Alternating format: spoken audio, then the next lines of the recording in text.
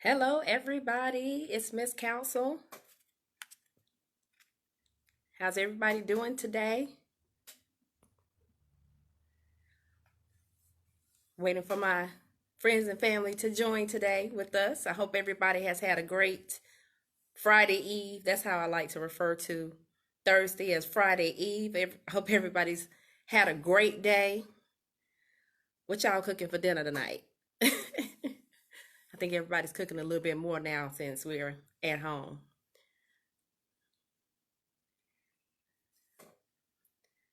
Make sure that you like, share this video. I'll be posting it after this live finishes. So I'll post it right away after the live finishes. So glad to have you all on. Please post in the comments if you have any questions or any comments. They are welcome.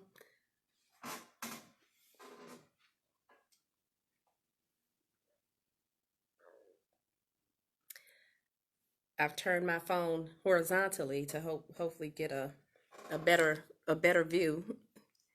So hopefully, I think I got something in the way. Let me move that out of the way a little bit. My lighting. Let me bring my lighting back. You know, the teenager is way better at this lighting thing than I am.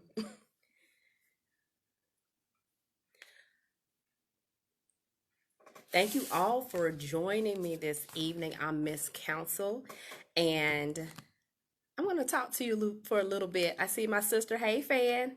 I call her my biggest fan. Hey, hey, girl. Hey. I saw her lovely face just pop in. Again, like, share, and post. Comment. I'm looking for your comments, your feedback, your interaction. We had a lot of that on Monday night, so I'm looking for it again. I had a great time interacting with you all when we talked about forgiveness, forgiving someone who never apologized. So let's just jump right in. I'm Miss Council, and I'm a relationship coach, life coach, and I help women, specifically divorced women, get their lives back after divorce, and women who are remarried, they're in their second marriages. To have a more successful marriage. So I want to do a recap on Monday's live because we had a lot of conversation, and I'm very appreciative for that. And I've had a lot of talks with people since then. And so I just want to do a recap on Monday's live. We talked about forgiving someone who never apologized. We talked about how forgiveness is for you and it's not really for them.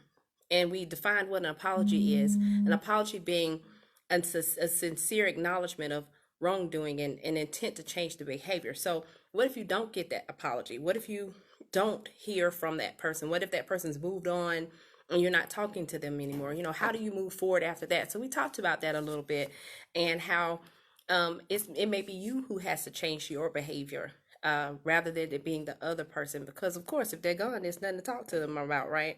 So you may have to change your behavior by letting go of anger or any guilt, harboring any feelings, negative feelings, you know, against that person to be able to move on with your life. And there were 3 tips that shared. One was to write it down. Write down, you know, what happened. What are you feeling? Write it down. That's always a good thing. And acknowledge what's happened. Acknowledge your feelings. Acknowledge your thoughts, and then ball it up and throw it away.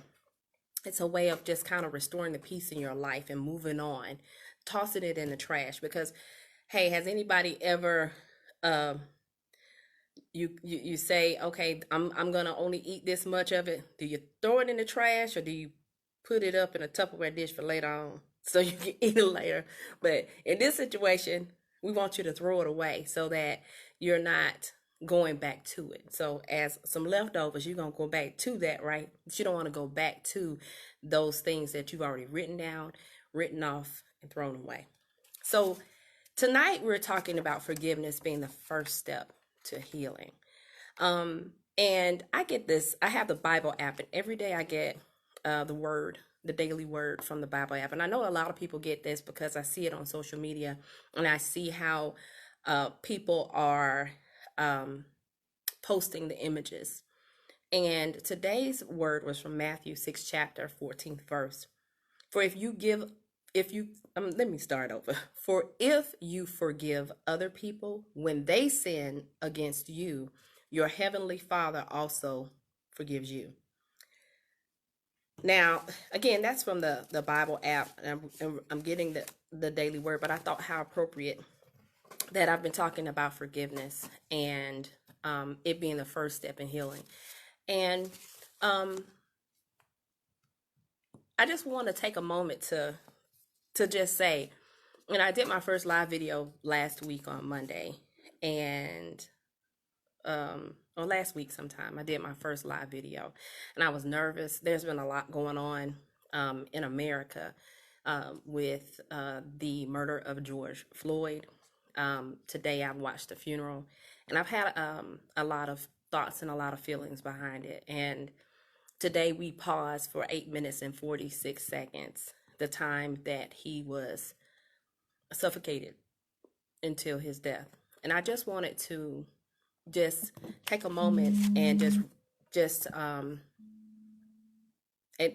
recognize that what's going on, because I don't want to just move on and ignore what's been going on in around us and what we've all seen and what we're all thinking about. We want justice. We definitely want justice, and we want everybody's lives to matter. But in this case, we're talking about how Black lives matter because they haven't in the past. And I just wanted to take a moment and talk about that because I was in turmoil last week and feeling like just before I posted the live video, like I shouldn't talk about anything. I didn't feel like I didn't want to, because I was having a lot of feeling and a lot of emotion about what was going on. So I just wanted to take a moment and just kind of talk about that and talk about our healing and and we're talking about healing today. We're talking about forgiveness because eventually that's where we all have to get to in every situation, no matter how we've been wronged, no matter how we've been hurt, in order for us to move on. Forgiving doesn't mean forgetting. And that's what I want people to remember. Doesn't mean that somebody has that little Men in Black stick and they say ding and the memory goes away, because it doesn't. But forgiveness is something that's for you, and we talked about that before. Forgiveness is for you. Forgiveness is something that's going to restore the peace in your life.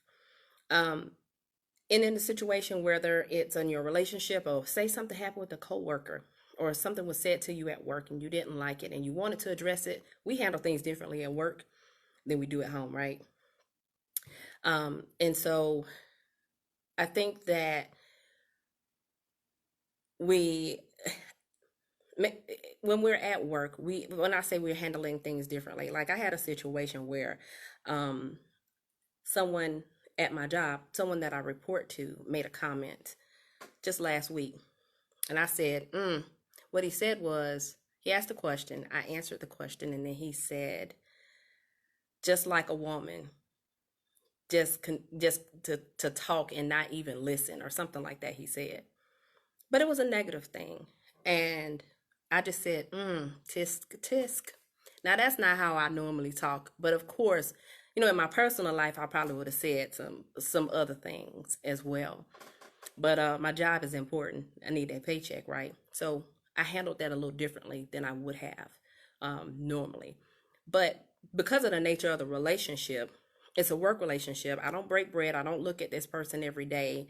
We're working virtually, so I don't have to see this person.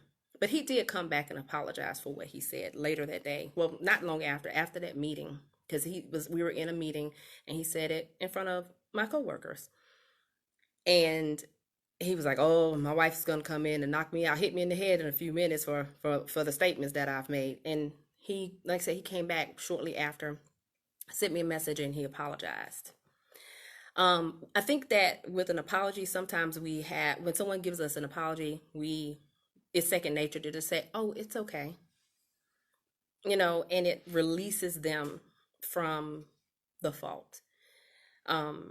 And makes the other person feel like, "Oh, it's okay. Well, she said it's okay." Well, I had to stop saying it's okay to people because um, even though I'm forgiving, doesn't mean that I'm condoning the behavior. And in a situation where I'm talking to someone who I report to, of course, I can't reprimand him and say, "You was wrong, and you don't be talking to folk like that." I didn't say anything near that. But in our personal lives, we'd handle things a little bit differently. And if it was someone personally that I knew, that I interacted with on a regular basis, I would have handled it differently. I probably would have felt a little different. So I just want to acknowledge the fact that, it's two different two different ways that I would have handled the situation.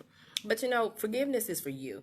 We can't continue to harbor the same feelings because it'll start making you sad. You'll start making you depressed.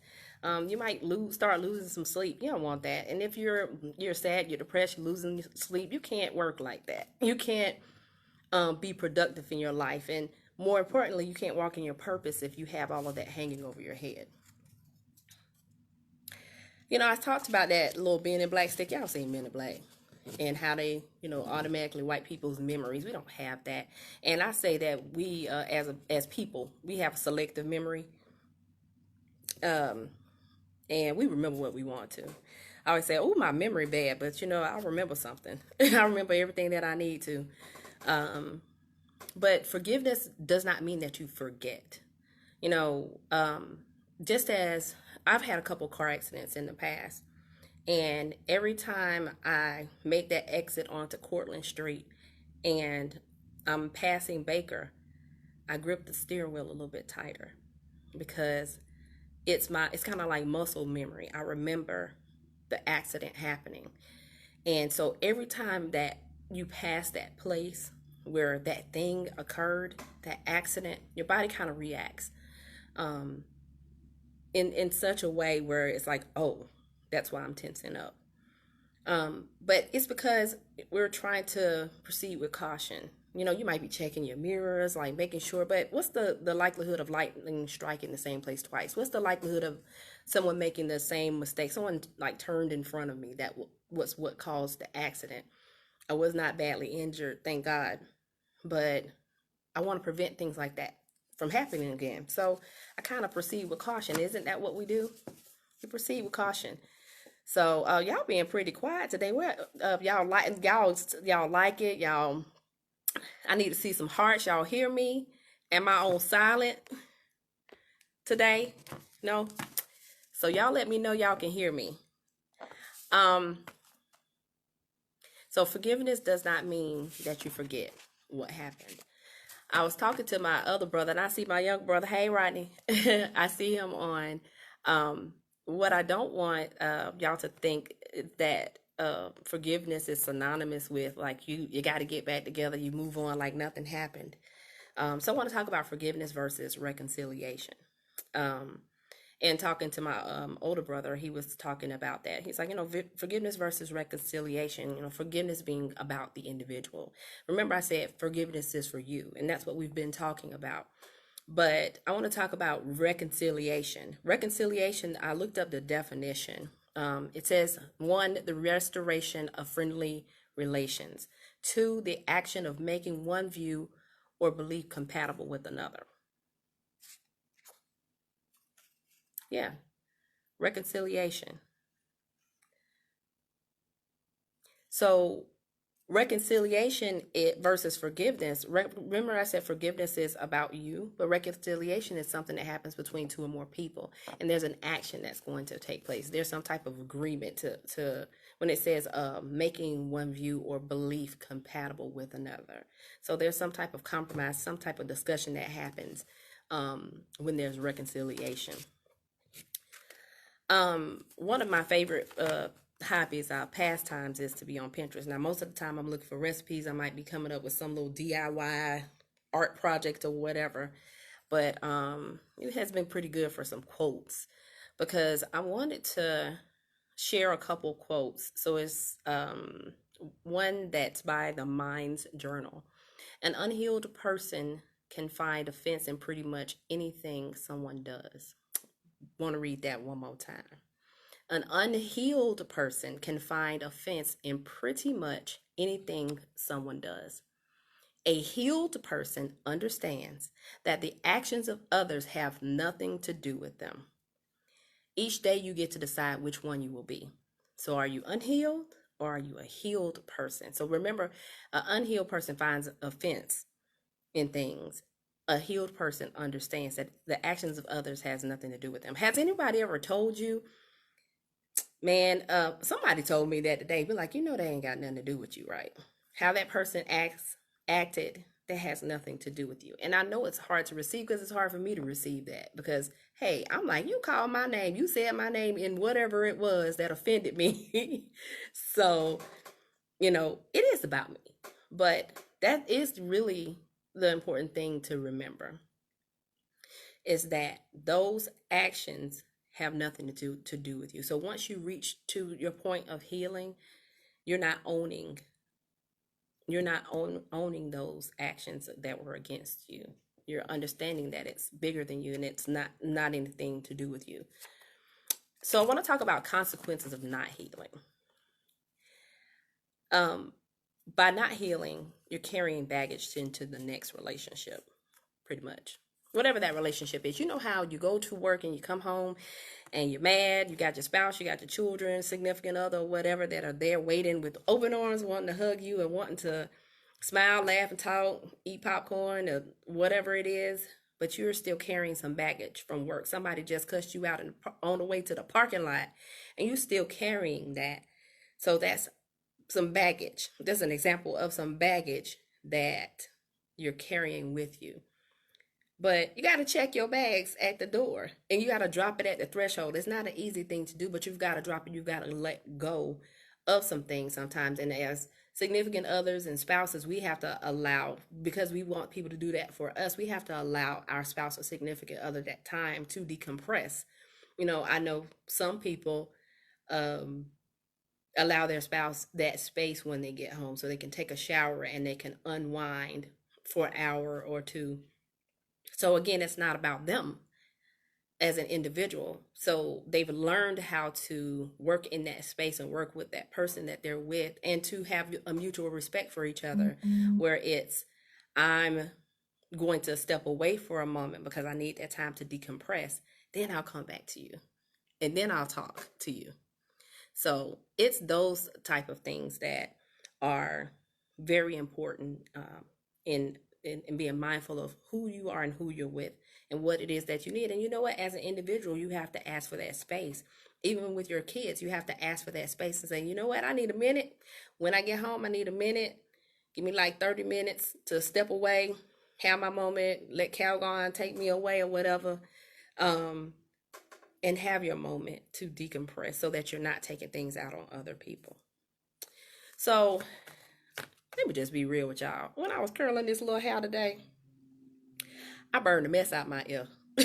I did. I did. And it was painful. My husband was like, you okay? I was like, I did kind of give off a blood curdling scream. But the reason why I mentioned that is because I was thinking about, and when I was prepared for this call, I thought for this live, I called it a call like I was at work. When I was prepared for this live, I was talking some of my in my notes. I was writing down about healing, and when I think of healing, I think of a wound that's healing. You know, a wound that's healing is going to form a scab. Tomorrow I'm going to wake up and I'm going to have this nice brown crisp spot that's just going to continue to, as it's healing, it looks ugly, right? I'm gonna try to cover it up with much hair as I can. It's still stinging right now. I just want y'all to know this real right now. But it's going to form a scab, and I'm going to try to protect it in any way that I can.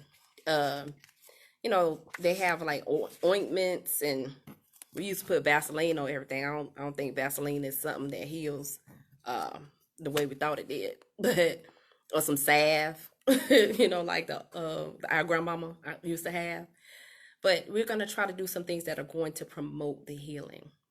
A wound you may want. Now, my ear, I can't do this, but with uh, to prevent scarring, you're going to try to put those things on it.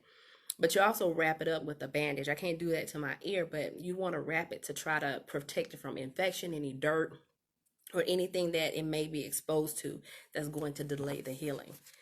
That's what we do with a wound, right? But we want to be able to kind of protect it. So I want to, use that as an analogy for the healing for our hearts and our minds. And good old Pinterest provide me yet another quote that I want to share with you. The truth about your heart your heart will fix itself. It's your mind you need to worry about. Your mind where you locked the memories, your mind where you have kept pieces of the ones that hurt you, that still cut through you like a shard of glass. Your mind will keep you up at night, make you cry, destroy you over and over again. You need to convince your mind that it has to let go because your heart already knows how to heal. And that's by Nikita Gill. And again, one of my favorite places, Pinterest. That's where I found that quote. But the thing that really stood out was that your heart will fix itself because it already knows how to heal. You've got to worry about your mind. So, um, that the analogy that I just provided about a wound, that you want to protect it from being injured or being, getting an infection. That's kind of the same thing that happens when you're trying to protect your heart. You're trying to protect your mind because you don't want to be hurt again. You seen the red flags, you seen what has happened, or you've heard certain things, and you don't want that to happen again. So you do what you can to try to prevent yourself from being exposed to the things that caused the injury in the first place, right? You know, I think that when it comes down to our mind, we do one or two things. We open it up to just about anybody, like, oh, okay, I'm just going to jump right back in there. Put me in, coach. Or either we shut down and say, you know what, I'm not doing this again. I've been there. I shut down and I was like, I ain't doing this no more. By the time I met my husband, I was like, I'm not doing this no more. I was hard to talk to. I really was, because I was like, yeah, I'm so over it and over relationships and everything, that I didn't want to open my mind up to hear it. I really just wanted to give him a resume and say, here's my bio, read all about me. Let me know if you got questions. But um, he was persistent and he made sense. He just talked to me like a regular person. So, I was able to open my heart. It made sense in my mind. Okay, like, okay, he's different. These are the things that he says. These are his actions. Do his actions match his words? And so I was able to open my heart again, um, and move on. Now, let me just say that I had already done a whole lot of healing, a whole lot of work on me before I got to that point, with him, and meeting him. So my healing started before that. And that's what I say that people have to do is, before you try to move on from whatever situation it is. If it's an accident, I had to go to physical therapy to work on my neck and my back because I couldn't turn my head, very well. So sometimes we need to go to therapy. We need a licensed therapist. There ain't nothing wrong with that, and never let somebody tell you that there is something wrong with going to talk to someone. But focus on your healing. Today we've talked about forgiveness being the first step to healing. It is. Um, and in my tips that I'm going to give you, my first tip is going to be to acknowledge the issue. I know that was my same tip the other day, but there's acknowledgement. You know how they say you first have to know that there's a problem? You have to understand there's a problem to be able to fix it. If you if there's a line of ants marching in your house, you don't realize that they're there until you see them. And you're like, well, where the heck they coming from? And what caused them? Then you want to fix it, right? Because you have to find the source. So you have to acknowledge and you have to find the source of the problem, right? And you have to find a way to fix it. But you've got to start first with acknowledging that there is an issue, and what that issue is. My second tip is forgive yourself, and that is going to allow you to free yourself. Um, it's easy to just say, let it go. Or like my mama always said, just don't worry about it. I think I got worrying honest. But um, forgive, forgive for you. Forgiving doesn't necessarily let that person off of the hook, but forgiveness is for you so that you're not harboring those feelings, that you're not in your feelings and constantly thinking about things and not moving forward in your life. Um, Stop snatching the band-aid off. That's my number 3 tip. Stop snatching it out. Don't it hurt? Stop snatching it off then. Let it heal. Let the wound heal, y'all. Um, and number 4, I said refocus on what's important. Or focus on what is important. You have some goals that you want to reach. You have some things in your life that you know you want to do. Do them. Is there a class you want to take? You want to learn how to paint? I said I'm gonna be a great cake decorator one day in my next life.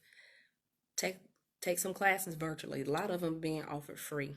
Whatever it is. I want to go back to school. I want to get my master's degree, or I want to take up underwater basket weaving. Whatever it is that you want to do it. Set that as a goal. Write that down tonight and say, I'm going to figure out how to do it tomorrow. And then I'm going to create me a plan to work on that. So if we spend time focusing on our goals or those things that we want to accomplish, then we're not so busy worrying about the past. Yesterday was the past. 7 o'clock is the past. So we got to be able to move forward to the future and what's next. And after refocusing, I wrote down, I want us to reflect on the lessons that we've learned. What were those red flags? What were those things that were issues? How do I move forward from that? Um, and this is all a part of your healing, reflecting. What could I have done differently? And after you've done it, and you may want to write those things down in a journal, a good old notebook works just fine. It doesn't have to be anything fancy. And then my last tip is apply what you have learned. That's important because if we never learn anything, next time I curl my hair, like it's something I already know, but I didn't do it because I was in a little rush. And so I didn't hold my ear down. I know I got to hold the ear down and curl with the other hand. I didn't do that. And so I bet you next time I go to curl my hair, I'll make sure that I hold my ear down out of the way so when I curl it, I don't get burned again, right? So I'm applying my lessons that I've learned. So I thank you all for joining me again tonight. And my next live will be on Monday. I believe that's June the 8th. Thank you all so much for joining me.